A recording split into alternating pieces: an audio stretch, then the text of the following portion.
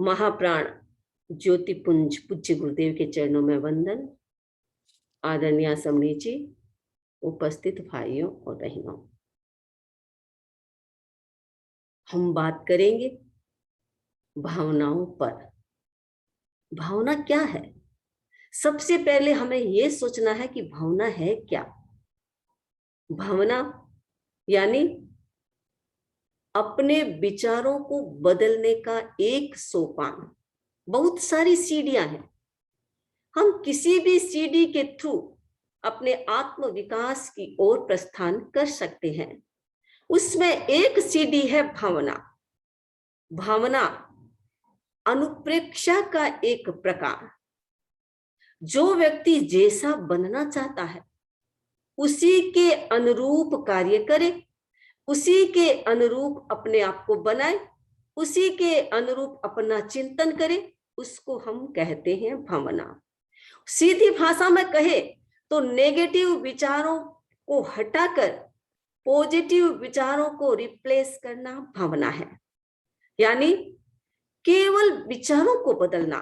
भावना में न तो आपको भूखा रहना पड़ेगा, न आपको घंटों आंखें बंद करके बैठना पड़ेगा, न ज्यादा स्वाध्याय में टाइम लगाना पड़ेगा, कुछ नहीं है। एक केवल अपनी सोच को बदलना, अपने विचारों को बदलना। जो विचार दूसरी दिशा में जा रहा है उसको मोड़ देना, उसकी डायरेक्शन को चेंज करना, वो है भावना। भावना 4 प्रकार की होती है: ज्ञान भावना, दर्शन भावना, चारित्र भावना और वैराग्य भावना। ज्ञान भावना का मतलब क्या? ओनली ज्ञान। हम ज्ञान करते हैं तो हमारे पीछे क्या है? राग द्वेष। बिना राग द्वेष तो हम न सोचते हैं, न जानते हैं, न देखते हैं, कुछ भी नहीं करते हैं। हमारे पीछे राग द्वेष जुड़ा है और उस राग द्वेष से कोटित होकर के हम विचार करते हैं, उसको हम जानते हैं। वो जानना नहीं है। ज्ञान भावना का मतलब ओनली जानना, ओनली केवल जानना। यद्यपि यह संपूर्ण विकास तो केवल ज्ञान की स्थिति है, लेकिन अभ्यास तो कर ही सकते हैं। लास्ट मंजिल में पहुंचने के लिए पहली सीढ़ी पर पैर तो रखना ही पड़ेगा, और पैर रखने के लिए हमें सोचना है, ओनली सोचना, केवल ज्ञान करना, केवल जानना। ये केवल जानना लंबे काल तो नहीं कर सकते हैं, लेकिन एक क्षण के लिए तो हम कर ही सकते हैं। जैसे कह दिया कि शरीर को स्थिर करे, एक क्षण के लिए कोई प्रकार का मूवमेंट शरीर में नहीं है, एकदम स्टैचू की तरह स्थिर होकर बैठे, एक क्षण के लिए तो कर ही सकते हैं। उसी प्रकार एक क्षण, 2 क्षण, 1 मिनट, 2 मिनट चिंतन करते करते हम इस प्रकार पहुंचे कि हम केवल जाने। भीतर में कोई राग द्वेष नहीं, केवल जानना, केवल देखना। दर्शन भावना मतलब केवल देखना, कोई प्रकार का राग द्वेष नहीं, केवल देखना। चारित्र का मतलब केवल करना, आचरण करना, शुद्ध आचरण करना, बिना राग द्वेष के, बिना किसी पक्षपात के, एकदम तटस्थ होकर के आचरण करना, वो है केवल आचरण, यानी चारित्र भावना। वैराग्य भावना का मतलब है अनासक्ति की साधना, अनाकांक्षा की साधना, अभय की साधना। न तो भयभीत होना, न इतनी आकांक्षा मत में, इतनी इच्छा, इतनी आकांक्षा, ये करना, वो करना, ये चाहिए, वो चाहिए, पद चाहिए, प्रतिष्ठा चाहिए, नाम चाहिए, वो चाहिए। क्या करेंगे? रह जाएंगे यही। अगर इसमें रहे तो कुछ नहीं मिलेगा। पता नहीं आकांक्षा पूरी होगी या नहीं होगी, जीवन तो पूरा हो जाएगा। इसीलिए अनाकांक्षा, कोई प्रकार की आकांक्षा नहीं, आकांक्षा से रहित होने का अभ्यास। और एक है अनासक्ति की साधना, अनासक्त रहना। किससे अनासक्त रहे? हर पदार्थ से, चेतन और अचेतन, ये 2 प्रकार के पदार्थ हैं। एक तो जड़ पदार्थ है, एक जीव है। दोनों से अनासक्त रहना, किसी में उलझना नहीं, रहना दोनों के साथ है। जीवन दोनों के साथ बिताना है, लेकिन दोनों के प्रति अटैच नहीं, डिटेच रहना, आसक्त नहीं। संपूर्ण आसक्ति तो छोड़ नहीं सकते, लेकिन जितना हो सके उतना अभ्यास तो करे, उसको जाने तो सही कि आसक्ति क्या है, उसे छोड़े कैसे। तो ये 4 प्रकार की भावना। और 4 प्रकार की भावना के माध्यम से हम अपने नेगेटिव विचारों को पॉजिटिव बनाते हैं। भावना में पॉजिटिव ही बनाया जाता है। पॉजिटिव विचार बना तो व्यक्ति ध्यान की स्थिति में जाएगा, ध्यान की स्थिति में जाएगा तो भीतर पहुंचेगा, भीतर पहुंचेगा तो महसूस करेगा कि सत्य क्या है। सत्य को जानने की उसकी ताकत विकसित होगी, उसके भीतर में एक शक्ति आएगी, उसके भीतर में एक चिंतन आएगा, सोच आएगा कि ये सत्य है, ये सत्य नहीं है। भावना क्या है? उस सत्य की प्राप्ति। भावना उस सोच को बदलने की प्रक्रिया। हमें अपनी सोच को ही बदलना है, अपनी सोच को इतना अच्छा बनाना है, इतना मधुर बनाना है कि वो सोच हमें कभी दुख न दे, हमें हमेशा आनंद दे, हमेशा प्रसन्नता दे, हमेशा हमें हैप्पी रखे। हमें ऐसी सोच को प्रकट करना है, उसका नाम है भावना। कौन करेगा भावना का अभ्यास? करना तो हमें ही है, क्योंकि जो व्यक्ति संसार में रहता है वो ही भावना का अभ्यास करेगा। एक क्षण के लिए आप कल्पना करें कि आप कहीं एक घोड़े पे बैठ करके घोर जंगल में चले गए हैं। आंखें मूंद करके आप अनुप्रेक्षा करें कि मैं एक घोर जंगल में, इतना फॉरेस्ट, सघन फॉरेस्ट, झाड़ियां इतनी गहरी, वृक्ष इतने गहरे, इतने डांस वृक्ष, इतने डीप वृक्ष और इतना सघन जंगल। अंदर तो घुस गए, लेकिन वो है भूल भुलैया। अब आप कहां से निकलेंगे? आपको कोई रास्ता नहीं मिल रहा है। इधर जा रहे हैं, इधर जा रहे हैं, इधर जा रहे हैं, कोई रास्ता नहीं। इसके बीच में क्या होता है? वो अमावस्या की रात थी, भयंकर बादल बदल उमड़ रहे थे, आकाश में बादल गरज रहे थे, भारी भयंकर बरसात हो रही थी, पूरा अंधकार छा गया, बिजलियां चमक रही थी, अंधकार छा गया और चारों ओर से हिंसक पशुओं की आवाजें आ रही है। आप एक क्षण के लिए आंखें मूंद करके आप ऐसा चिंतन करें और ऐसा अनुभव करें, आपको कैसा महसूस होगा? भयंकर भय लगेगा। रास्ता खोजेंगे, कहां से निकलूं इस जंगल से, कहां से भागूं, कहां से मुझे रास्ता मिलेगा? इधर उधर चारों तरफ से घूम रहे हैं, कहीं रास्ता नहीं मिल रहा। थोड़ा दिखाई दिया, मृग मरीचिका की तरह थोड़ा दिखाई दिया कि अरे यहां पर अच्छा रास्ता है, उधर ऐसा लगता है रेत के टीले हैं, मैं उधर से जाऊं, हो सकता है रास्ता मिल जाए। जैसे ही वो इधर जाता है, वो टीले नहीं थे, वो तो पानी था, रेत नहीं, पानी। जैसे दुर्योधन को एहसास हुआ ना कि ये पानी नहीं, ये तो पक्का रास्ता है, कारपेट बिछा हुआ है, उससे गया, पानी था, पानी में डूब गया। वो ही जंगल में उधर जाता है, वो पानी, कीचड़, क्योंकि एक तो बरसात, भयंकर कीचड़ से लथपथ हो गई। अब आप उससे जाते हैं, उस कीचड़ में और फंस गए, और दलदल में फंस गए। खोजा था सुख का रास्ता, मिल गया दुख। यही है जीवन, यही है संसार।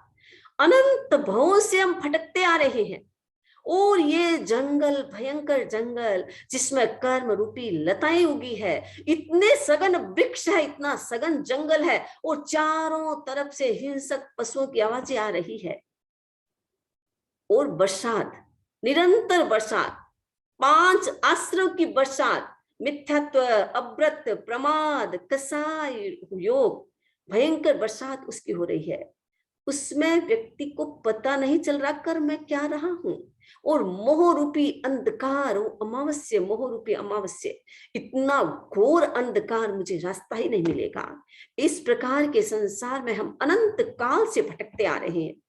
अब सपोज आप निकल गए हैं, रास्ता मिल गया है, इतने टायर्ड हो गए उस जंगल में घूमते घूमते, इतने थक गए हैं, रास्ता मिल गया, भयंकर बाहर धूप है, धूप से आप जा रहे हैं, एक वृक्ष मिल गया, और उस वृक्ष के नीचे आपने विश्राम किया, बड़ा आनंद आया, इतनी छाया मिली, प्यास लगी हुई थी भयंकर, और एक गिलास ठंडा पानी मिल गया। कितने आराम की अनुभूति होती है, कितना सुख मिलता है, कितना अच्छा लगता है। वो है भावना। इस संसार में वो छाया, वो ठंडा पानी, वो भावना है जो आपको ठंडा बना सकता है, आपकी थकावन को दूर कर सकता है, आपकी थकावन को मिटा सकता है। हमें अपनी थकान को मिटाना है। अनंत संसार में भटक रहे हैं, अनंत जन्मों से भटक रहे हैं, और उस जन्मों के कारण हम इतने टायर्ड हो गए हैं, थक गए हैं। अब हमें इतना सुंदर रास्ता मिले तो हम उस रास्ते से अपने आप को, रास्ते से जाकर के अपने आप को खुश और प्रसन्न कर सकते हैं। इसीलिए भावना, वो भावना एक रास्ता, अनेकों रास्ता है, पर भावना भी एक रास्ता है और उत्कृष्ट कोटि का रास्ता है, जिसमें आपको ज्यादा समय लगाने की कोई आवश्यकता नहीं। आप बिजनेस करें, आप जॉब करें, आप परिवार को संभालें, सब कुछ करें, लेकिन करना क्या है? अपनी सोच को बदलना, भीतर से डिटेच, इतना आसक्त नहीं, सारा कर्तव्य करते हुए, सारा काम करते हुए भीतर से अकेला हूं, ये चिंतन हमेशा निरंतर चलता रहे, यही भावना है। अब सबसे पहले भावना दी है अनित्य भावना। इसका भी तो कोई कारण होगा। अनित्य भावना यानी सब कुछ नाशवान है। हमारे जैन दर्शन में द्रव्य और पर्याय, ये दो चीजें बताई है। द्रव्य का मतलब शाश्वत, जो शाश्वत है, जो परमानेंट है, कभी बदलता नहीं है, वो द्रव्य। और जो पर्याय है, जो निरंतर बदलता है, अवस्थाएं बदलती है, स्वरूप बदलता है, स्थान बदलता है, रूप बदलता है, काया बदलती है, वो है हमारी पर्याय। द्रव्य पर्याय, द्रव्य परमानेंट, पर्याय बदलना। एक जीव और एक पदार्थ, दोनों में द्रव्य और पर्याय साथ में चलता है। हमारी आत्मा ये द्रव्य है और हमारा शरीर अनेक रूप हम धारण करते हैं, अनेक अवस्था को धारण करते हैं, अनेक काया को धारण करते हैं, अनेक स्थान में भ्रमण करते हैं, वो सारा हमारा है पर्याय। तो पर्याय का मतलब हर क्षण बदलना, और रियल में सत्य यही है, हर क्षण बदल रहा है। क्योंकि आत्मा के साथ हम ज्यादा जीते नहीं, हम तो जीते हैं शरीर के साथ। इसीलिए शरीर को समझना होगा, शरीर को देखना होगा। इसीलिए आचार्यों ने सबसे पहले अनित्य भावना दी है। कैसे? एक उदाहरण, एक सेठ जी, 4 साल हुए शादी हुए, बहुत घर में धन है, पैसा है, कोई कमी नहीं है। घर में एक लड़का एक लड़की है। एक दिन सेठ जी ने अपने बहुत सारे मित्रों को आमंत्रण दिया। मित्र सारे आए, भोजन के लिए बुलाया। सुबह से शाम तक मित्रों को रहना था।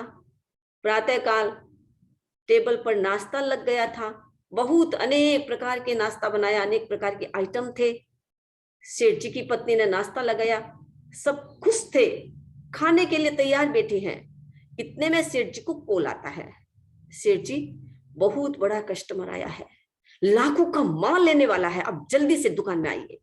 सेठ जी ने अपने मित्रों से कहा कि मुझे आवश्यक कार्य है, अर्जेंट काम आ गया है, इसलिए मैं दुकान में जाके आता हूं, आप सब यहाँ नाश्ता करें, मैं वापस आकर के खाना खाऊं, बहुत जल्दी आ रहा हूं।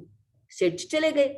अब उस काम में इतना उलझ गए, इतना उलझ गए, इतना उलझ गए, इवनिंग में 8 बज गए। दिन पूरा बीत गया। इवनिंग में सेठ जी आए। क्यों? मित्रों से ज्यादा सेठ जी को पैसे से लगाव था, इसलिए मित्रों को नहीं, भोजन से भी ज्यादा सेठ जी को पैसे से लगाव था, इसलिए भोजन को छोड़ा, पैसे के लिए भागे। ठीक है, अब दूसरी ओर सुने आगे। अब एक दिन क्या होता है, सेठ जी दुकान में बैठे हुए थे, अचानक पत्नी का कॉल जाता है, हमारा बेटा ऊपर से नीचे गिर गया है, भयंकर चोट आई, आप जल्दी से खाइए, हॉस्पिटल ले जाना है।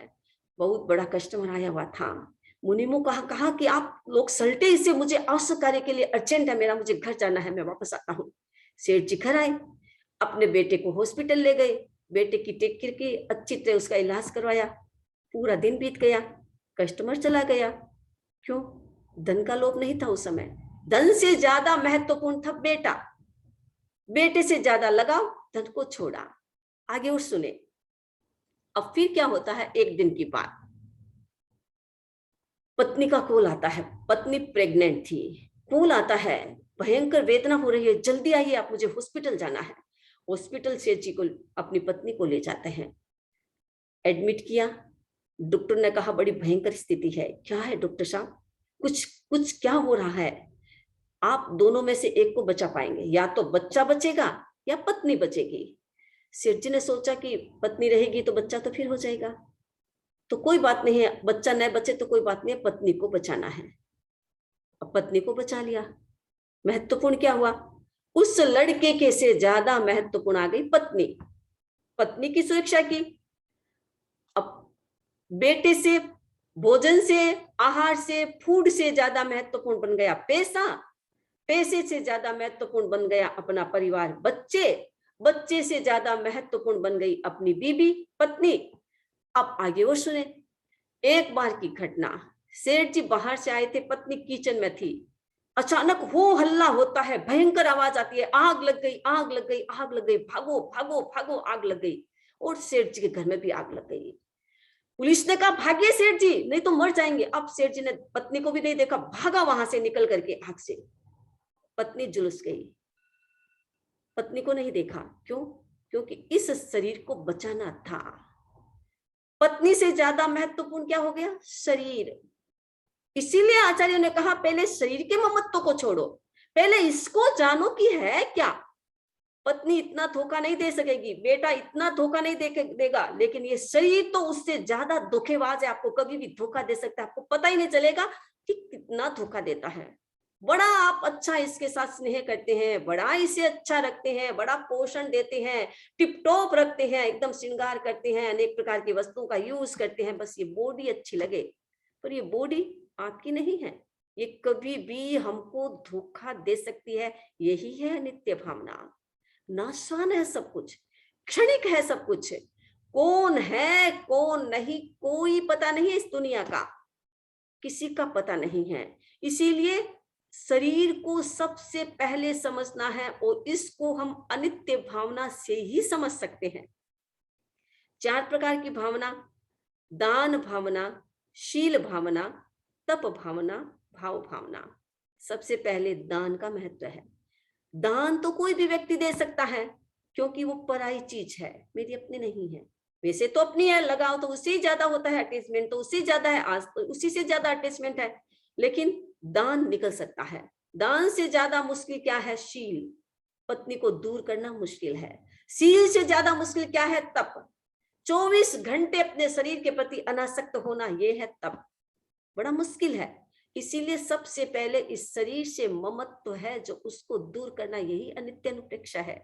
ये शरीर नाशवान है, शाश्वत नहीं है। कैसे है? उस जल की बूंद की तरह है। एक गीत बहुत बार आपने सुना होगा, जब मैं ऑरलैंडो में थी तो मैंने भी ये गीत गाया था। आज फिर मैं आपको सुना देती हूँ ये गीत।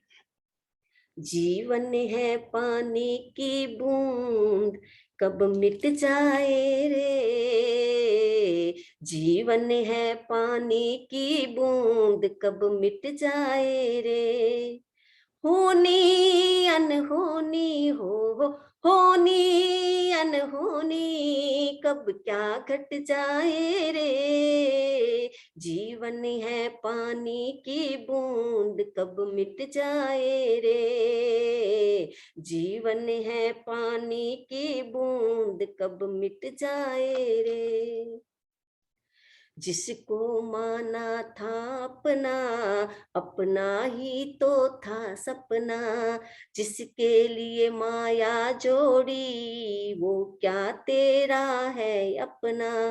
तेरा ही बेटा हो, तेरा ही बेटा, तुझ पे आग लगाएगा। जीवन है पानी की बूंद, कब मिट जाए रे। जीवन है पानी की बूंद, कब मिट जाए रे। चंद दिनों का जीवन है, देखो इसमें सुख कम है। जन्म सभी का होता मालूम है, मृत्यु से सब गाफिल है। जाने कब तन से हो, जाने कब तन से पंछी उड़ जाए रे। जीवन है पानी की बूंद, कब मिट जाए रे। जीवन है पानी की बूंद, कब मिट जाए रे। ये जीवन तो पानी की बूंद है। आपने देखा होगा, प्रातःकाल विंटर का समय होता है, प्रातःकाल आप उठ करके बाहर जाओ, घास है, घास के पास जाओ, घास पर, घास के एक नोक पर पानी की छोटी छोटी बूंदें होती है। कितनी देर टिकती है? हवा का झोंका आया, बूंदे समाप्त। हमारा जीवन भी उस पानी की बूंद के समान है, एक आयुष्य का झोंका आया, खत्म। विंटर में देखा होगा, बादल होता है आकाश में, भयंकर बादल उमड़ करके आ जाते हैं, पूरा आकाश बादल से भर जाता है, लेकिन एक हवा का भयंकर झोंका चला, बादल बिखर जाते हैं। ये आयुष्य का झोंका एक भी आएगा, आयुष्य टूट जाएगा, जीवन समाप्त हो जाएगी, सारे रिश्ते संबंध सब कुछ खत्म, कुछ भी नहीं बचेगा। इसीलिए हमें समझना है, ये जीवन, ये चंद दिनों की कहानी है, पता नहीं कितना रहेंगे। दादा परदादा जिनके साथ आप रहे होंगे, आपने जीवन गुजारा होगा, चले गए हैं, कहाँ है वो? न तो हम उसको याद करते हैं उनको, और न उनकी ऐसा है कि उनका हमें वो मिस करते हैं, हम कुछ भी नहीं करते हैं ना। हमारे साथ भी ऐसा ही होने वाला है। अभी सब हमें प्रेम करते हैं, सब अच्छा लगता है सबको, लेकिन जैसे ही ये शरीर गया, कुछ भी नहीं, खत्म। ये शरीर, ये मौत क्या है? एक कैंची है, एक कैंची। जैसे कैंची कपड़े को काटती है, कागज को काट देती है, ये मौत रूपी कैंची हमारे रिश्तों को एक क्षण में काट देती है, सारे रिश्ते बिखर जाते हैं, कोई नहीं रहता है। इसीलिए हमें चिंतन करना है, ये शरीर नाशवान है, ये संबंध नाशवान है, ये धन यौवन सब कुछ नाशवान है, कोई शाश्वत नहीं। ये दुख भी नाशवान है, एक दुख आया तो भी चिंतन करो, आया है कल चला जाएगा। सुख भी आता है तो चिंतन करो, सुख है ये भी चला जाएगा, शाश्वत रहने वाला नहीं है। देवताओं का सुख, सर्वार्थ सिद्ध विमान के सुख, कितने लंबे सुख और कितना अनंत सुख, कितना भयंकर सुख, 33 सागरोपम तक सुख का भोग करते हैं, लेकिन वो भी शाश्वत नहीं है, वो भी छूट जाता है। इसीलिए हमारा तो सुख कहाँ है, इतना छोटा सा, ये नाशवान शरीर, ये रिलेशन नाशवान, ये संबंध नाशवान, कुछ भी नहीं है। राजा भोज एक बार रात को सोए हुए थे। कहा जाता है कि राजा भोज संस्कृत के प्रकांड विद्वान थे, और उनके राज्य में विशेषता थी कि संस्कृत जानने वाले बड़े प्रकांड विद्वान हुआ करते थे। एक बार राजा भोज अपने महलों में सोए हुए थे, रात का समय था, और राजा भोज को नींद नहीं आ रही थी। अहंकार आ गया, परिवार, धन संपदा, लोगों का, मंत्री परिषद, रानियां, सबको याद करके अहंकार, इतना भयंकर अहंकार। अहंकार तो किसी को आ जाता है ना, हमारे पास भी पैसा होता है, पद होता है, तो हमें भी अहंकार आ गया, हमें भी सब पूछ के करे, कोई न पूछ के करे, देख लो क्या होता है रिएक्शन, कितना जल्दी रिएक्शन हो जाता है। ये है जीवन। पर पता नहीं है पद कितनी देर का है, पता नहीं है संपदा कितनी देर की है, पता नहीं कौन कितनी देर रहने वाला है। इसलिए कवि ने कहा है, जग की अनित्यता पर रोते सभी, विश्व को छोड़ चले कुछ तो चले, चिता के रथ पर कुछ कब्रों की ओर मुड़े। मित्र शत्रु सब भाग गए, कोई भी नहीं रहा। क्या है? कोई नहीं संसार में, ये अनित्य नाशवान संसार है। पीछे तो रोते रहेंगे, चले गए तो चले गए, कितने दिन रोएंगे? 2 दिन, 4 दिन, 5 दिन, 10 दिन, उसके बाद कोई किसी को याद नहीं करता है। हम सोचते हैं कि हमारे बिना काम नहीं होता, ये तो हमारा भ्रम है। हम ये चिंतन करें, यही तो सोच बदलना है कि ये नाशवान रिलेशन है, संबंध नाशवान है, सब कुछ नाशवान है, अनित्य है, हमें इसमें उलझना नहीं है और उसका गुमान भी नहीं करना। राजा भोज ने गुमान किया, अपने परिवार को देखा, अपने रिलेशन को देखा, अपनी पत्नियों को देखा, अपने मंत्रियों को देखा, अपनी धन संपदा को देखा, और सोचने लगा। अब संस्कृत का प्रकांड विद्वान थे तो संस्कृत में ही सोचेंगे ना, तो सोच रहे थे संयोग की क्या बात होती है कि राजा इतनी सारी चीजें देख रहा, तो चिंतन करते करते उन्होंने श्लोक सोचा, बोलने लगे, गाने लगे जोर जोर से, चेतो हरा युवतये स्वजनानुकूला, सद्बंधवा प्रणय गर्भ गिरश्च भृत्या, गर्जन्ति दन्ति निविहास्तरला तुरंगा। एक पद्य की 4 लाइन होती है। आप भक्तामर तो गाते होंगे, आपको पता है भक्तामर में 4 लाइन होती है, और भक्तामर की तरह ये है, इसमें भी 4 लाइन होनी चाहिए, लेकिन राजा भोज ने तो 3 बनाई, और सोचने लगा, चेतो हरे युवतये स्वजनानुकूला, सद्बंधवा प्रणय गर्भ गिरश्च भृत्य। मेरी पत्नियां, मेरी रानियां मेरे अनुकूल है, जैसा मैं कहता हूं वैसा करते हैं, मुझे बिना पूछे कुछ भी नहीं करते हैं, मेरी आज्ञा का कितना पालन करते हैं। मेरा मंत्रिमंडल, मेरे बंधुजन, मेरे सैनिक सब कितने वफादार है, जो जैसा मैं कहता हूं वैसा करते हैं, कितने एकदम अच्छे हैं। चिंतन कर रहा था कमी नहीं है। गर्जन्ति दंति निवहस्तरला तुरंगा, कोई चीज की कमी नहीं है। मेरे पास सब प्रकार की सेना है, हाथियों की सेना है, घोड़ों की सेना है, रथ की सेना है, पैदल सेना है, किसी चीज की कमी नहीं है। अब चौथी लाइन नहीं बन रही थी राजा से। संयोग की बात, उस दिन राजमहल में चोरी करने के लिए चोर आया हुआ था, और चोर पलंग के नीचे सोया हुआ था। राजा के ही पलंग के नीचे इंतजार कर रहा था कि राजा को नींद आए तो चोरी करूं ना, और राजा को नींद नहीं आ रही थी। अब राजा ने 3 तो बना दी, चौथी बन नहीं रही थी। राजा गुनगुना रहे थे, सोच रहे थे। अब चोर था, उससे रहा नहीं गया, क्योंकि वो संस्कृत जानता था। उसने राजा ने 3 लाइन बनाई और उसने चौथी लाइन बना दी। अब जो भी संस्कृत जानता है या कोई भी चीज जानता है तो वो चुप नहीं रह सकता है, तत्काल बोल देता है। उसने भी बोल दिया, सम्मीलने नयनयो नहीं किंचिदस्ति। हे राजन, किसका अहंकार करते हो?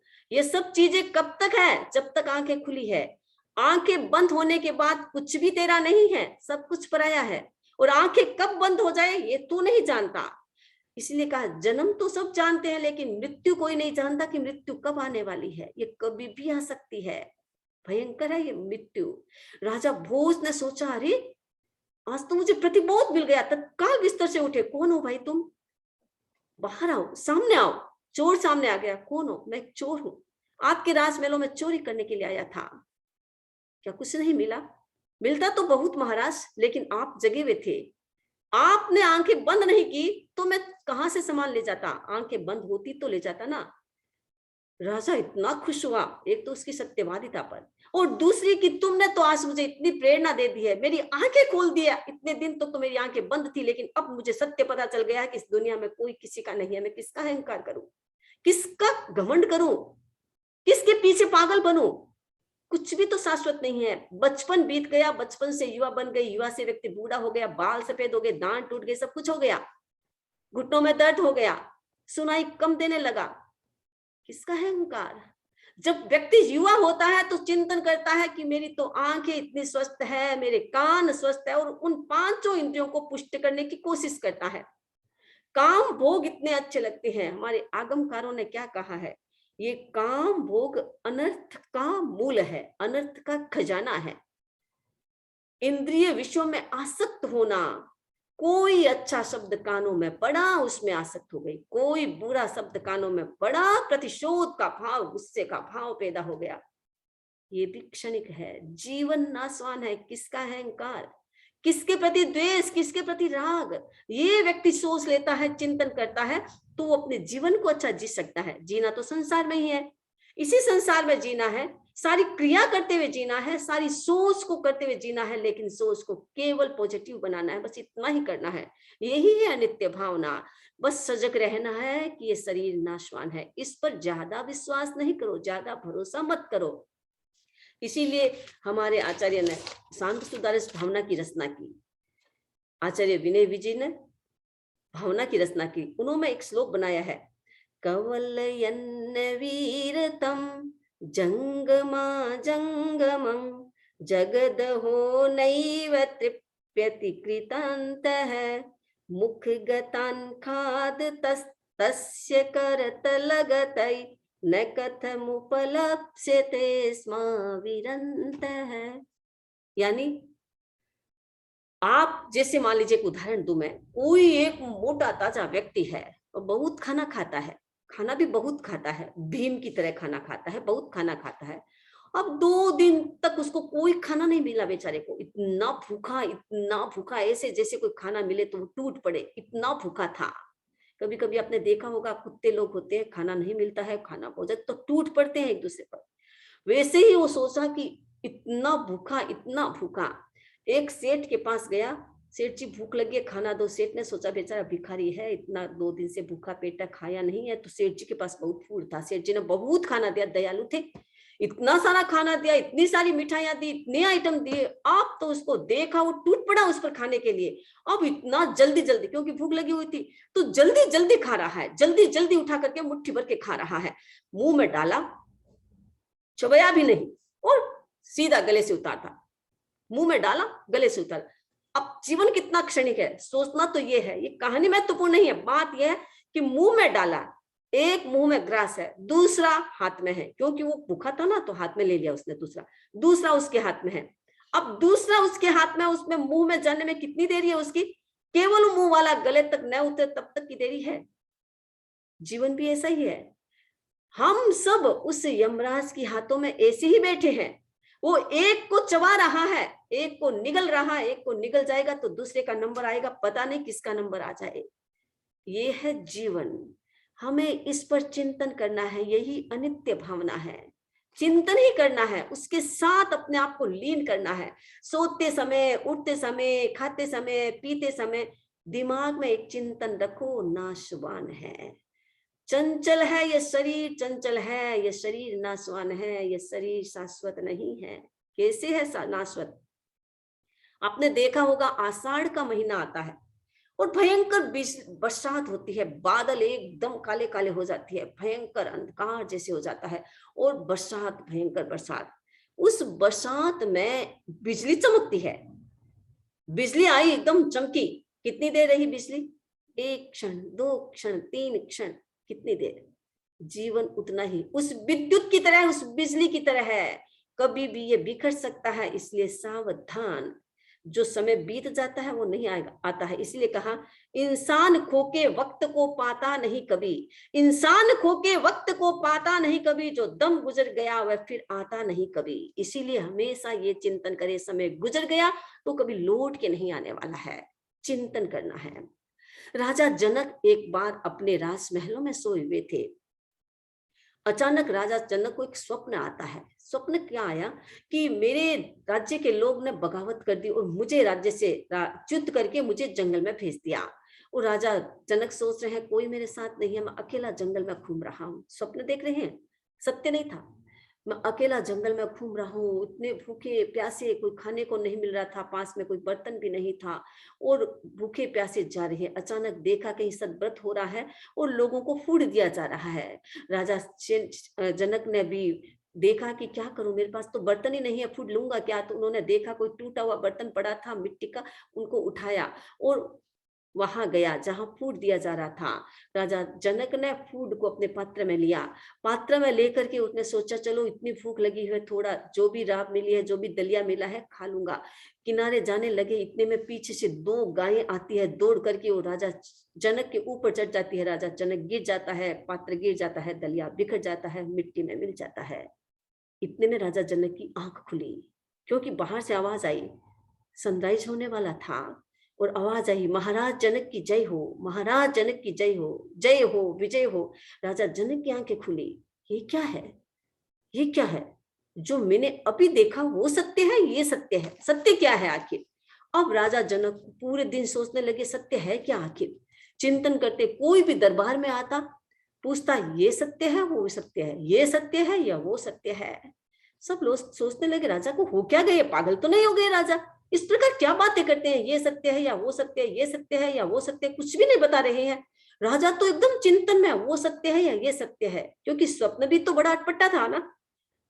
राज्य को राज्य से निकालना, भिखारी की तरह घूमना, भूखे प्यासे घूमना, वो भी तो स्वप्न था।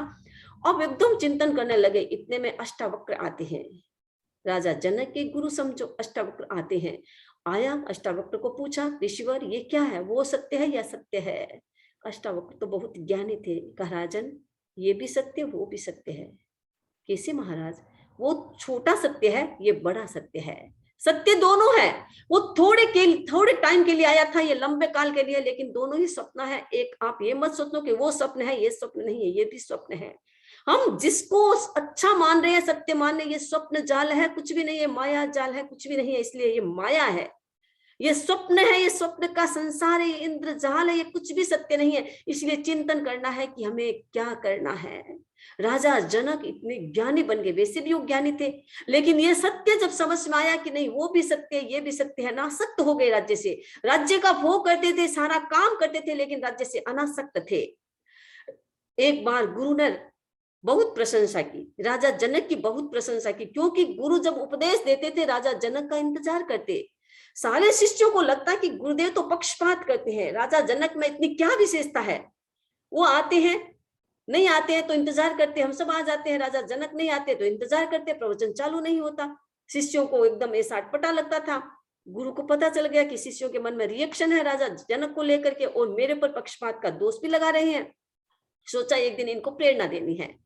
अचानक क्या, गुरु थे वो, तो गुरु ही होते हैं, ज्ञान के भंडार होते हैं गुरु, शक्तियों के भंडार होते हैं गुरु। शिष्य को ऊपर भी ले जा सकते हैं, कहीं भी ले जा सकते हैं। गुरु के प्रति श्रद्धा, अगर विश्वास श्रद्धा व्यक्ति के भीतर में होती है तो व्यक्ति कहीं भी पहुंच जाता है। अब गुरु ने सोचा कि इनको प्रेरणा तो देनी चाहिए। राजा जनक आए, राजा जनक बैठे हुए थे, अचानक आवाज आई, आग लग गई, आग लग गई, आग लग गई। आए लोग राजा जनक के पास आए, महाराज आपके राजमहल में आग लग गई है, आप पधारे। राजा जनक ने कहा, किसका राजमहल? मेरा तो कुछ भी नहीं है वहां पर, मेरी आत्मा मेरे पास है, मेरा कुछ भी नहीं जला है, मेरा कुछ भी नहीं जला है, कुछ भी नहीं, भागे नहीं, गए नहीं, चुपचाप बैठे हैं। राजा जनक बैठे हुए थे, घटना समाप्त हो गई। कुछ दिन के बाद एक और घटना, राजा जनक बैठे हुए थे और अचानक आश्रम में आग लग गई। आश्रम में आवाज आई, आग लग गई, आग लग गई, आग लग गई। और 4-5 शिष्य गुरु के बैठे हुए थे, भागे दौड़े, कोई अपनी लंगोट को बचाने के लिए दौड़ रहा है, कोई अपना बर्तन बचाने के लिए, अपना पात्र बचाने के लिए दौड़ा दौड़ा, सब दौड़े। देखिए तो वहां तो कोई आग नहीं थी। दौड़ के आए, गुरु ने कहा, देख लिया, तुम्हारे मन में आता है गुरुदेव पक्षपात करता है। ये राजा जनक जो इतने अनासक्त है, राज्य का भोग करते हुए अनासक्त है कि उनका कुछ भी नहीं जलता, और एक तुम एक लंगोट के लिए भागते हो, अपनी साधना को छोड़ करके उसके पीछे पागल होते हो। क्या हो तुम्हारी साधना? सत्य क्या है? जब व्यक्ति ये सत्य समझ लेता है तो वो नासवान संसार पर गुमान नहीं करता है। इसीलिए हमें सोचना है, चिंतन करना है कि ये सत्य क्या है, इसको समझना है। इसलिए सावधान रहना है। ये आत्मा सच्चिदानंद है, ये आत्मा परम रूप है, ये आत्मा भगवत सत्ता है। हमें इसको पहचानना है, इसकी सुरक्षा करना है। इस शरीर की सुरक्षा कितनी करो, ये शरीर तो आपको धोखा ही देने वाला है, आपके साथ जाने वाला नहीं है। इसीलिए हमें सोचना है, चिंतन करना है। एक बार एक सन्यासी बाहर से गांव में आया था, और लोगों से पूछा कि मुझे धर्मशाला में रुकना है। धर्मशाला कहाँ है? लोगों ने कहा, महाराज इधर है धर्मशाला। सन्यासी ने कहा, अच्छा इधर है। वो उधर नहीं गया, उधर गया दूसरी जगह जहां राजमहल था। लोगों ने कहा, महाराज धर्मशाला इधर है। ठीक है भाई, चला जाऊंगा। धर्मशाला में नहीं गए, राजमहलों में चले गए। अब राजमहलों में बाहर वॉचमैन खड़े थे, अंदर जाने लगा, भाई कौन हो, अंदर कैसे जा रहे हो? मुझे धर्मशाला में रुकना है, धर्मशाला में जाना है। धर्मशाला नहीं, नहीं है, कोई धर्मशाला नहीं है, राजमहल है, हमारे राजा राज दरबार में बैठे हैं। अब पहरेदारों ने तो रोका, लेकिन वो तो घुस गया अंदर जाकर के, महाराज ये धर्मशाला है, मुझे रुकने के लिए स्थान। राजा ने कहा, ये धर्मशाला नहीं है, ये मेरा राजमहल है, तुमको दिखता नहीं है? वॉचमैन से कहा कि ये क्या कर रहे हो, पागलों को अंदर भेज दिया। उसने कहा, महाराज हमने रुकने की कोशिश की, लेकिन ये तो आ गया। उसने कहा, महाराज मैं पागल नहीं हूं, मैं आपसे प्रश्न पूछता हूं, ये राजमहल किसने बनाया? मेरे परदादा ने बनाया था। अच्छा, कहाँ है वो तो चले गए। कौन रहता है, कौन रहा? मेरे दादा, वो कहाँ गए? वो भी चले गए। फिर मेरे पिता रहे, वो कहाँ गए? वो भी चले गए। अब तुम रहते हो, तो तुम भी तो जाओगे ना। जो धर्मशाला में, मतलब क्या है? धर्मशाला में आना, रुकना थोड़े दिन के लिए और चले जाना, यही तो जीवन है। तुम्हारे दादा परदादा ने इसको बनाया, वो भी चले गए, तुम्हारे पिता चले गया, क्या तू परमानेंट है? तू शाश्वत रहेगा? अब राजा को एकदम सजग हो गया, अक्ल आ गई। नहीं महाराज, आपने सत्य कहा, ये धर्मशाला है, ये सराय है, ये मेरा महल नहीं है, मेरा कुछ भी नहीं है। ये प्रेरणा हमें भीतर से झकझोर देती है। हमें सोचना है, चिंतन करना है कि ये नासवान शरीर, हमें इसमें उलझना नहीं है। कितना छोटा पानी की बूंद की तरह, बादल गरजते हैं, हवा चलती है, बादल बिखर जाते हैं। जीवन इतना छोटा है, ये आयुष्य कभी समाप्त हो जाता है। एक ग्रास खाया, दूसरे का भरोसा नहीं, आएगा या नहीं। ये जीवन इतना छोटा है। बरसात आती है, बिजली चमकती है, कितनी देर रहती है। ये जीवन इतना छोटा है। हमें सोचना है, चिंतन करना है। थावच्चा पुत्र, आपने घटना सुनी होगी, थावच्चा पुत्र। थावच्चा रानी का, एक सेठानी का बेटा था। महल में खेल रहा था, ऊपर खेल रहा था। अचानक गीतों को सुनता है, बहुत मधुर गीतों की आवाज को सुना। दौड़ करके माँ के पास आया, माँ क्या हो रहा है? बहुत सुंदर लग रहा है, बहुत मधुर स्वर आ रहा है। माँ ने कहा, बेटा हमारे पड़ोस में एक बच्चे का जन्म हुआ है। कितने वर्षों के बाद देवी देवताओं की मनौतियां करते करते उन्होंने एक पुत्र को पैदा किया है और उस पुत्र आज वो पुत्र पैदा हुआ इसलिए उसके स्वागत में गीत गाए जा रहे हैं। बड़ा अच्छा लग रहा है माँ, क्या मेरा जन्म हुआ तब भी आपने गीत गाया? माँ ने कहा बेटा इससे ज्यादा तेरे जन्म में गीत गाए गए थे। माँ बड़ा अच्छा गीत लग रहा है, वापस जाता हूँ सुनता हूँ। ऊपर गया, वापस कान लगा के सुनने लगा, देखा वो गीत ही नहीं है। अब तो और तरह के गीत रहे हैं, कान एकदम अच्छे नहीं लग रहे हैं कानों को। दौड़ के आया, माँ वो गीत नहीं आ रहे हैं पहले वाले, वो कहाँ हो गया माँ, क्या हो गया, उन्होंने गीत क्यों बदल दिया? माँ ने कहा बेटा जो बच्चा पैदा हुआ था इसकी मृत्यु हो गई है। मर गया मतलब मृत्यु क्या होती है माँ? उस जन्म लेता है उसके बाद मर जाता है, इसका जीवन अस्तित्व समाप्त हो गया। मरना इसका मतलब क्या? क्या सब मरते हैं? हाँ बेटा हम सब मरेंगे। क्या मैं भी मरूंगा माँ? हाँ बेटा जो जन्म लेता है वो मरता है। नहीं माँ मुझे नहीं मरना है, मुझे मरना नहीं है, मुझे अमर होना है। क्या करूं माँ, कौन सी दवा लूं जिससे मैं अमर हो जाऊं? माँ भी ज्ञानी थी। माँ ने कहा बेटा इसकी दवा तो भगवान अरिष्टनेमि के पास है। कहाँ है माँ? मुझे उनके पास जाना है, मुझे ये दवा लेनी है, मुझे अमर होना है, मरना नहीं है, मुझे मरना नहीं है माँ, मुझे मरना नहीं है। माँ ने कहा बेटा अरिष्टनेमि के पास जाओ। बेटा गया अरिष्टनेमि के पास, गया प्रवचन सुना, वापस कभी नहीं आया। अरिष्टनेमि के पास दीक्षित हो गया। ये है भीतर की प्रेरणा। पर ये प्रेरणा किसे लग सकती है? जो भीतर से थका हुआ होगा, जो टायर्ड होगा, इस दुनियादारी के कामों से एकदम थक जाता है, वो व्यक्ति इस सत्य को समझ सकता है। जो दुनियादारी में उलझा हुआ है वो समझ नहीं सकता। जो सम्यक दर्शन को प्राप्त कर लेता है वो व्यक्ति सत्य को समझ लेता है कि नहीं, मैं और मेरा ये शरीर ये दो है, मैं और मेरे ये संबंध ये दो है, एक नहीं है। मुझे इस सत्य को समझना है, इस सत्य को पहचानना है और जानना है कि ये शरीर नाशवान है। कोई भी यहाँ रहने वाला नहीं है। कितना ही अर्जन कर लो, कितना भी कुछ कमा लो, एक कौड़ी भी साथ में नहीं जाएगी, कुछ भी नहीं जाएगा, साथ में कुछ भी नहीं जाएगा। एक बाप ने बेटे से कहा बेटा देखो एक ध्यान रखना, जब मेरी मृत्यु हो ना तो ये एक तकिया दिया बेटा, ये मेरा तकिया है और जब मृत्यु हो तो ये तकिया मेरे साथ में भेज देना। बेटे ने सुरक्षित रखा। अचानक बाप की मृत्यु हो गई।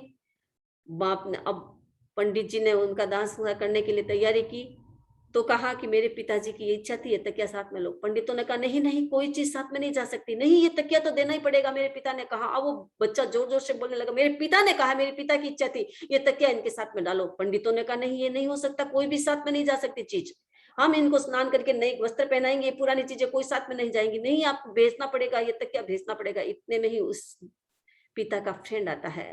क्या हुआ? देखो मेरे पिताजी ने कहा था ये तकिया, उनकी इतनी इच्छा थी लेकिन ये नहीं ले जाते हैं। कहा बेटा तेरे पिता ने मुझे ये लेटर लिया था, ये लेटर भी पढ़ लो। उसमें लिखा हुआ था बेटा किसका गुमान करता है, तू इतनी संपत्ति का गुमान करता है, तुम्हें इतना अहंकार कहे देख, लेकिन जाएगा साथ में तो देखो मैंने क्या किया, मेरे साथ में तुम एक तकिया भी नहीं भेज सकते हो, कोई मेरा तकिया भी ले जाने साथ में तैयार नहीं है, तू किसका गुमान करता है, कौन जाएगा तेरे साथ? बेटे को एकदम दिमाग में एकदम समझ में आ गया कि पिताजी क्या कहना चाहते थे।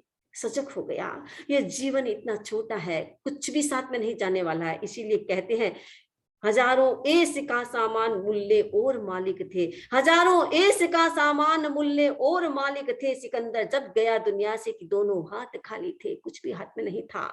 कितना लूटा दुनिया को, कितना कुछ किया, क्या ले गया? कुछ भी तो नहीं। वो राग द्वेष, वो पुण्य पाप दो ही साथ में जाते हैं। इसलिए चिंतन करना है, सोचना है कि हमें अपने जीवन को कैसे बिना बिताना है, कैसे जीना है और इसकी अनुप्रेक्षा करनी है। हमें सोचना है, चिंतन करना है, उसमें आसक्त नहीं, काम करना है सारा। ऐसा नहीं है कि काम नहीं करना, अपने कर्तव्य का पालन करते हुए, सारा काम करते हुए, लेकिन भीतर से हमारे आचार्य भिक्षु थे प्रथम गुरु, वो कहते थे गण में रहू निर्दाव अकेलो। रहना गण में है, रहना शासन में, रहना संघ में, समुदाय में रहना, लेकिन हमेशा चिंतन करो अकेला हूं, भीतर से कोई साथ नहीं जाने वाला है। ये चिंतन निरंतर चलने वाला व्यक्ति अनित्य अनुप्रेक्षा कर सकता है, अपने आप को स्वस्थ बना सकता है और इस भावना रूपी नाव पर चढ़ करके समुद्र को पार कर सकता है। हम इस समुद्र को पार करें तो मैं अपनी बात को यही संपन्न करती हूँ। ये अनित्य अनुप्रेक्षा यानी इदम शरीरम अनित्यम, ये शरीर अनित्य है, इसका अनुचिंतन करते जाओ करते जाओ करते जाओ। जितना होगा एक एक बूंद आगे बढ़ेगा, एक एक बूंद से तो घड़ा बढ़ेगा, एक एक बूंद भी आगे खिसकते जाएंगे तो हम मंजिल को प्राप्त कर लेंगे। तो हमें सोचना है, चिंतन करना है कि ये शरीर नाशवान है, अनित्य है। तो मैं अपनी बात को यही संपन्न करती हूँ।